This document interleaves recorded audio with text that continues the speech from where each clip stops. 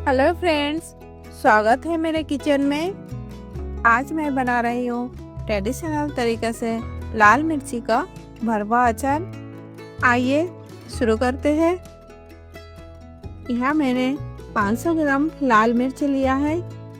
जब भी आप मिर्ची ले तो ऐसे हरी डंठल देख कर ही ले। इसे मैंने धो के अच्छी तरह से पोंछ के पानी सुखा लिया है। मैंने डंठल को रख दिया है और इस तरह से काट दिया है। आप चाहो तो इस तरह से डंठल हटा भी सकते हो। अगर डंठल रखते हो तो इसका भी फ्लेवर अचार में आता है। इस तरह से चाकू से मिर्ची में कट लगाना है। पूरा कट नहीं लगाना है, एक तरफ से ही कटेंगे। मैं इसके बीज नहीं निकालूंगी, इसे ऐसे ही रहने दूंगी। चीरा लगाने के बाद थोड़ी देर धूप में या पंखा में सुखा लूंगी। चीरा लगाने के बाद दोनों किनारों से थोड़ा पानी निकालता है, इसलिए इसको सुखाना बहुत ही ज़रूरी है, नहीं तो अचार खराब हो सकता है। इसलिए मिर्ची को थोड़ी देर के लिए धूप में या पंखा की हवा में सुखाऊंगी। इस तरह से मैं सारे मिर्ची को चीरा लगाऊंगी। अब मिर्ची में भरने के लिए एक मसाला बनाऊंगी। अब एक पैन में मैं 2 टेबलस्पून सौंफ, 2 टेबलस्पून साबुत धनिया और 2 टेबलस्पून धनिया दाल डालूंगी। धनिया दाल मार्केट में इजीली अवेलेबल है, आपको अगर ना मिले तो ना डालें। साथ ही मैं 1 टेबलस्पून जीरा, 1 टेबलस्पून काली मिर्च और 1 टीस्पून मेथी दाना डालूंगी। इन सबको थोड़ी देर के लिए भून लेना है। लो फ्लेम में ही मसाला को भूनना है। मैं इसे ज़्यादा देर के लिए नहीं भूनूंगी। जब इसमें से हल्की हल्की खुशबू आने लगे तब मैं इसे एक प्लेट में निकाल लूँगी। अब उसी पैन में मैं 4 टेबलस्पून पीली राई डालूँगी। इसे भी हल्का सा भून लूँगी। पीली राई डालने से मिर्ची के अचार में बहुत ही अच्छा टेस्ट आता है। इसको भी 2 मिनट के लिए भूनना है। 2 मिनट हो गए हैं।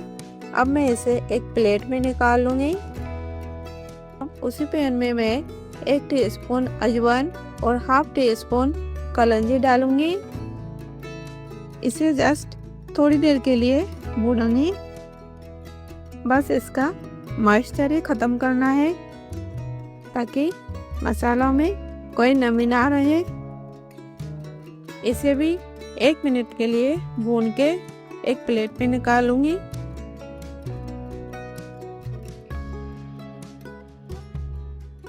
उसी पैन में मैं हाफ कप सरसों का तेल डालूंगी। तेल को गर्म होने के लिए रख दूंगी। तेल से जब हल्का हल्का धुआं उठने लगे तब गैस को ऑफ कर दूंगी और इसे थोड़ा ठंडा होने के लिए रख दूंगी। अब जो मैंने सौंफ, धनिया, जीरा, काली मिर्च को भून के रखा था उसे एक मिक्सिंग जार में डालूंगी और उसको दरदरा पीस लूंगी। मसाले को पल्स मोड पे धीरे धीरे पीसेंगे। इस मसाले को एक बोल में डाल लूंगी। अब जो राई मैंने भून के रखा था उसे मैं थोड़ा मोटा पीस लूंगी। राई को मैंने अलग से इसलिए पिसा क्योंकि इसे थोड़ा मोटा ही रखना था। जो मैंने अजवाइन और कलौंजी भून के रखा था उसे मैं यहाँ साबुती डाल दूंगी। इसमें डालूंगी मैं हाफ टीस्पून हींग और 1.5 टीस्पून नमक। हींग से अचार में बहुत ही अच्छी खुशबू आएगी। साथ ही डालूंगी हाफ टीस्पून काला नमक, 1 टीस्पून हल्दी और 2 टेबलस्पून कश्मीरी मिर्च।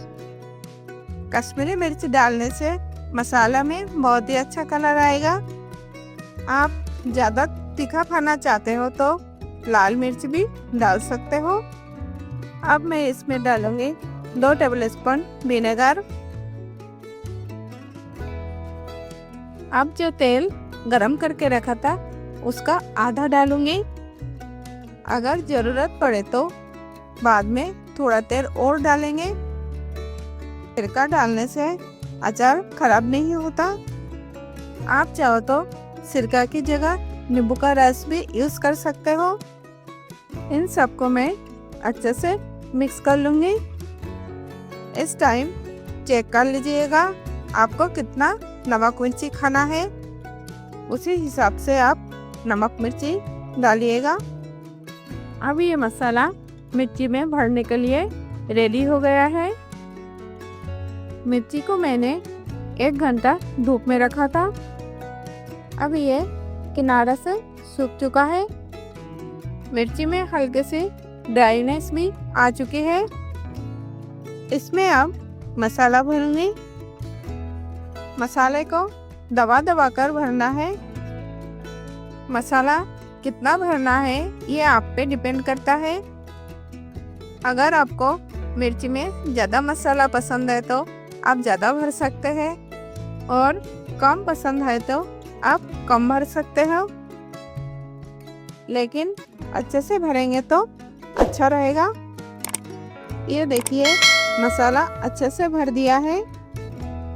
और इसी तरह से मैं सारे लाल मिर्चियों को मसाला भर के रेडी कर लूँगी।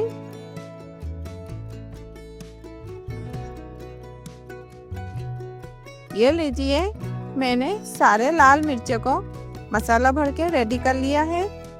देखने में हमारे लाल मिर्ची बहुत ही बढ़िया और टेस्टी लग रही है।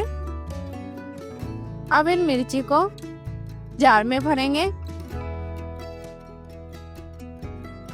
जार में भरने से पहले इन मिर्ची को तेल में इस तरह से डुबोकर जार में भरना है। इस तरह से सारे मिर्चियों को तेल में डुबोकर जार में भरते जाना है। आप जिस जार में अचार रख रहे हो वो साफ सुथरा और सूखा हुआ होना चाहिए। बाकी बचा जो तेल है वो ऊपर से डाल दूंगी।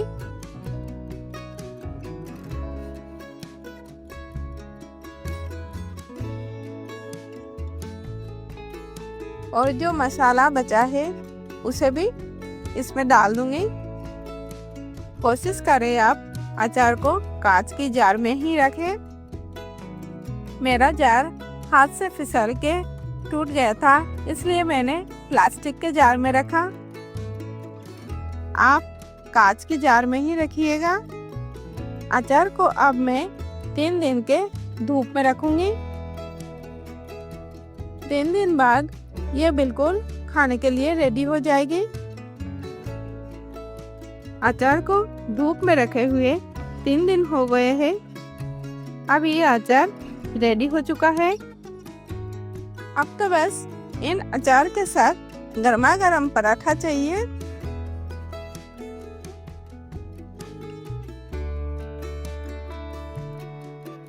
है ना, बहुत ही टेस्टी अचार की रेसिपी।